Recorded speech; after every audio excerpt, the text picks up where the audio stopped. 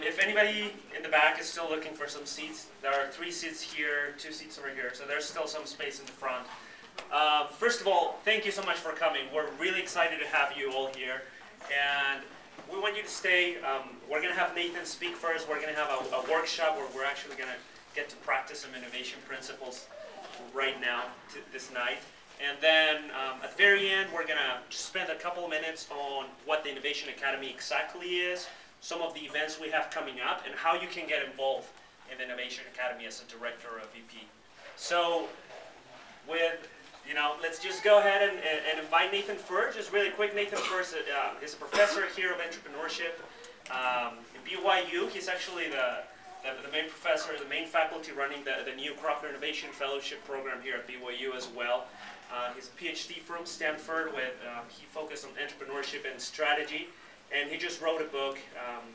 It was published last year. It's called Nail It and Scale It. So let's just get a round of applause for Nathan.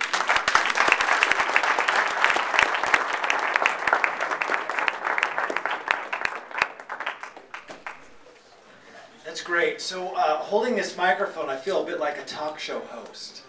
I don't even know what the popular talk shows are right now, but I kind of feel like I should ask you about that time you got lost in the mall and your mother wasn't there for you. I don't know. But I'm excited to be here tonight. Innovation is amazing. Innovation is what changes the world. Innovation is the foundation of our competitive advantage. Innovation will make your own life a lot better if you learn how to innovate just on the small things. I'm really excited. When I think about innovation, I think about how do you match a problem with a solution? What's the process for that?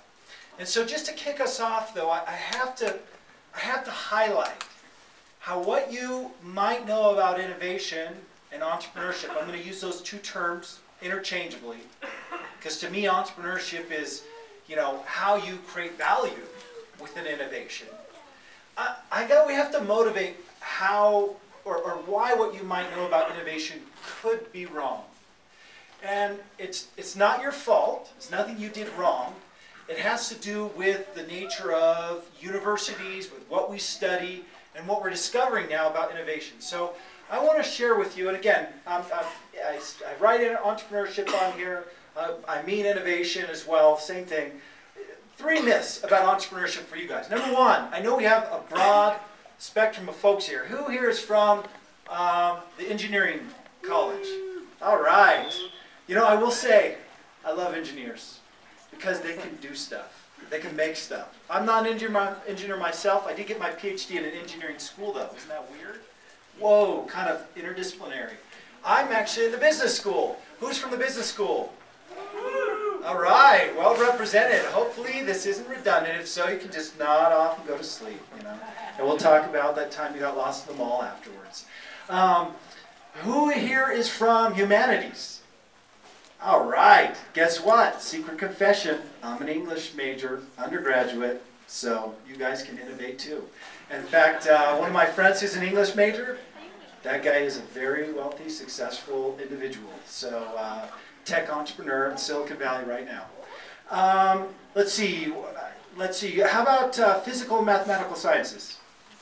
All right, good. You guys are smart dudes. I like you guys. Life sciences. Good. This is awesome. This is other colleges I didn't previously mention. And my apologies. I'm still learning all the colleges. You guys are the most important, right? Because actually, being interdisciplinary is fundamental to innovation. So let's get into it now. 3 myths. Number 1, that entrepreneurship doesn't matter to you. Number 2, that entrepreneurship is about small businesses. And number 3, we're doing a good job of training entrepreneurs or innovators. So let me dig into this. Myth number 1, that being an innovator and entrepreneurship is something somebody else does. Hey, I'll admit, I was an English major as an undergraduate. Like, who are entrepreneurs? What do those guys do? Aren't they kind of crazy and weird? Innovators, aren't they kind of weird? And we think, when I graduate, I'm going to go get a job at a big company because that's safe. I can have a long career track, maybe change a couple times, go to grad school. you know, I don't know. I have my doubts about that. Entrepreneurship, in my opinion, is the force of change. Innovation is the force of change. It's about solving problems. That's what makes it cool. Whatever your problem is, maybe you're thinking your problem is, you know, developing countries. How do we supply education in developing countries?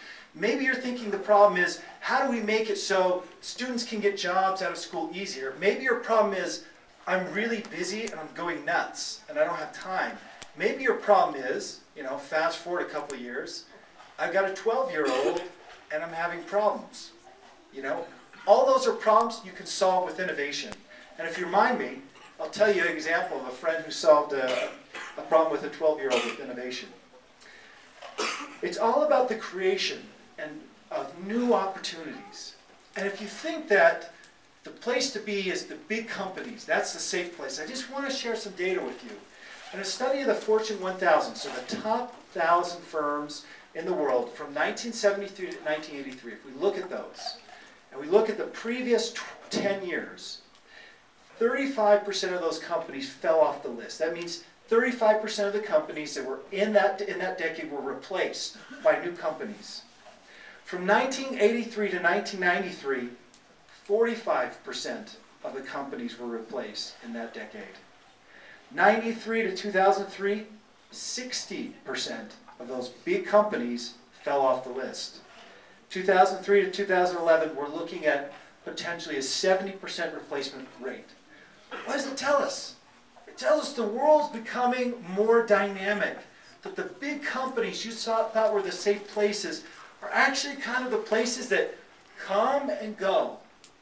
In fact, in a study the Kauffman Foundation did, they found that all new jobs in the last 30 years, net new jobs, came from companies 5 years or younger.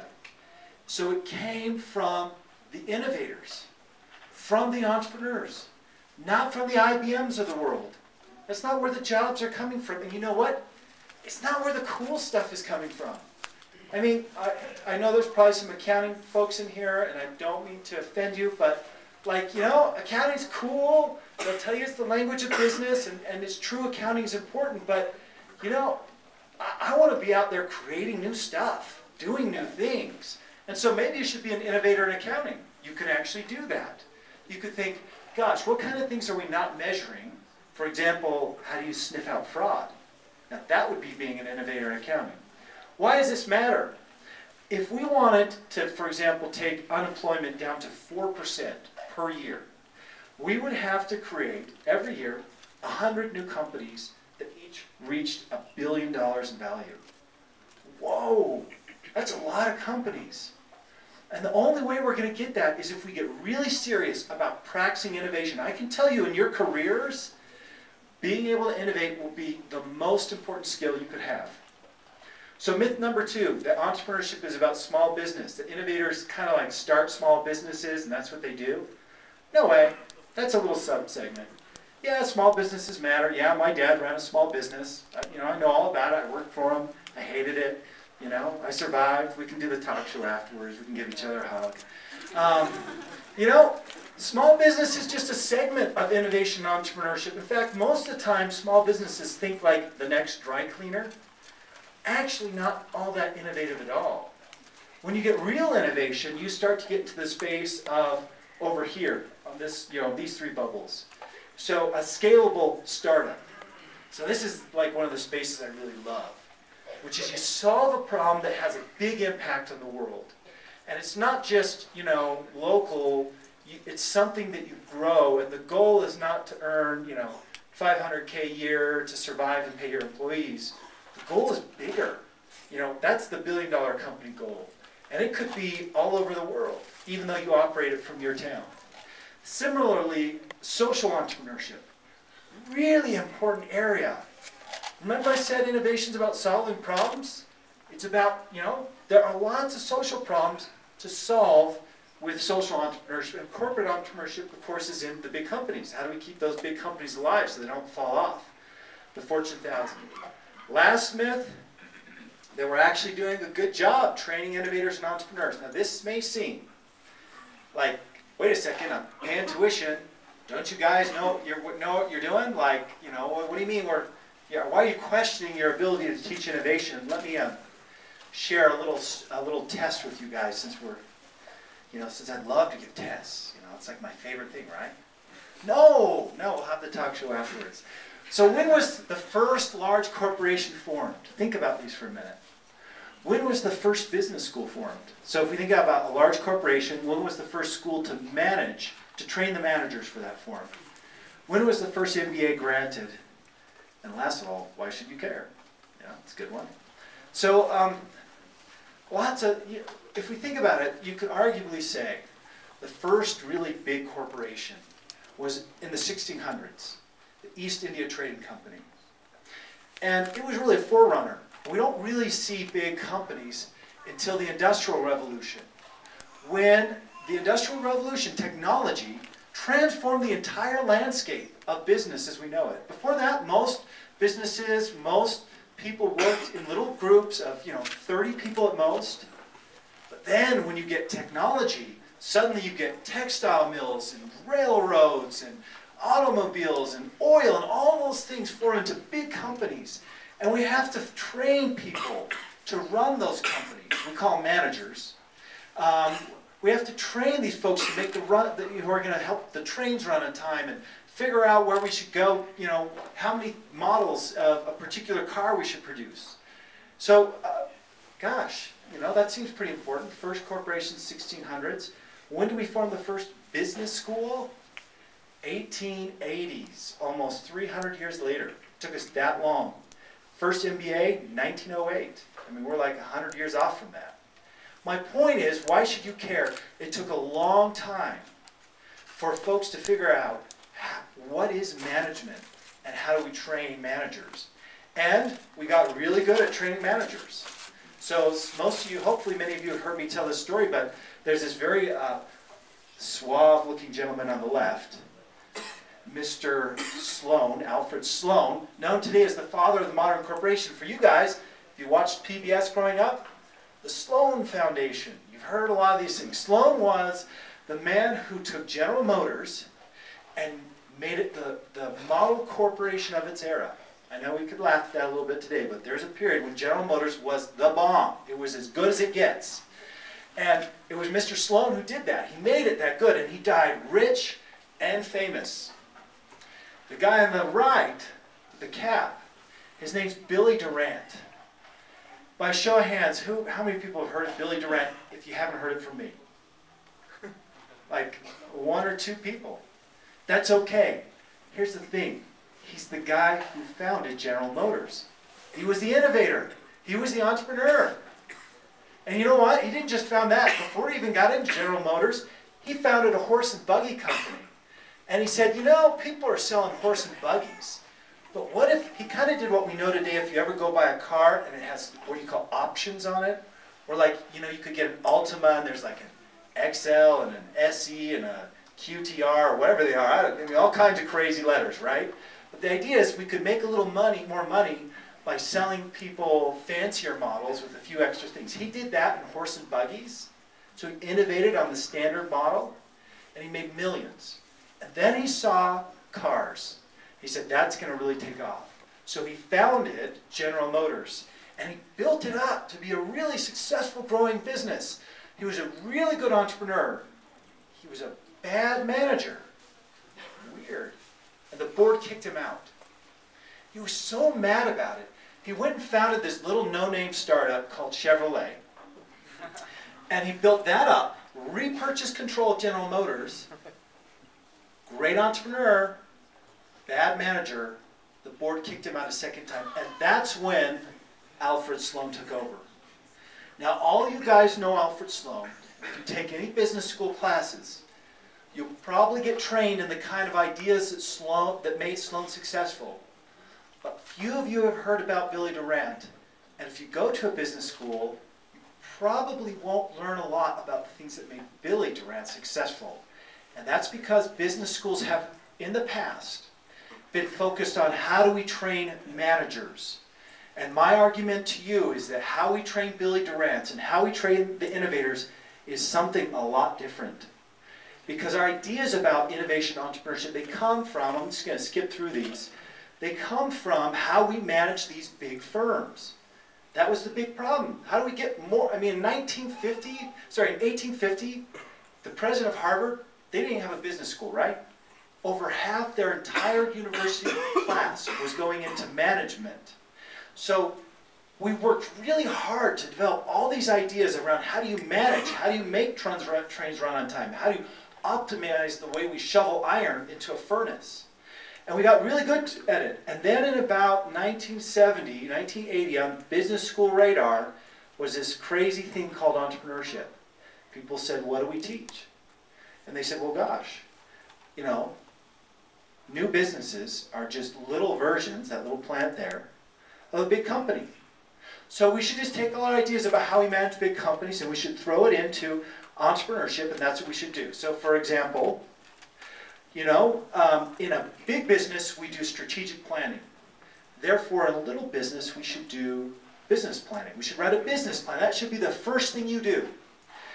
In a similar way, in a big company, when we want to make a new product, we decide what specifications we want for the product, we assemble a team, we build it, we test it, we make sure there's no bugs because we don't want to offend anybody with a bad product. And then we let the public see it. And we do that all kind of inside our own walls. In another sense, you know, big companies have lots of divisions. So you have a VP of sales and a VP of marketing and all that stuff. So if you have a startup, don't you need a VP of sales and a VP of marketing and a COO and a CTO and a CEO, like those divisionalized roles? So how has that treated us? How have we done as, not you guys, how has my cohort done with that? Well, if we look at business success rates, we see a 60 to 90% failure rate. Not so good. What's the effect of writing a business plan? From the academic research, what do we know? No effect. It's no correlation with success at all. And what about training? Little effect, if any. So there was a GATE study, a federally sponsored study, and they tried to train entrepreneurs, and they basically found, and they try to spin it nice, but basically the training has no effect on the entrepreneurs. So we should just all give up and go home because entrepreneurs are born, not made. If you weren't born an innovator, never mind. It was a good J-Dog. We can talk about it. We can have a hug afterwards, but it's too bad. You know, entrepreneurs are just these really forceful personalities, and they just walk through brick walls, and if you got the DNA, great. If you didn't get the DNA, forget it. I think that's just a total load of hooey. You know, that's just not true. That's just not true. Of course, you know, we're born with different characteristics. But I don't believe that you can be born one way or born another way. I think we got the wrong process and theory. And at the root, we made two fundamental errors. Number one, startups are not little versions of big companies. They are something very, very different. And they're something different because they are doing something different. They are trying to solve for the unknown. They're trying to tackle problems and solutions where there are things that are unknown, unforeseen, that are uncertain. That's innovation, right? Big companies, for the most part, tackle known problems. They have to decide, you know, we know how to make chairs, we know how to make projectors, we know how to make cars.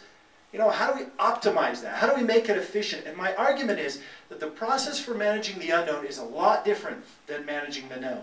So when we manage the known, we want to plan. We manage the unknown, we want to look at our assumptions.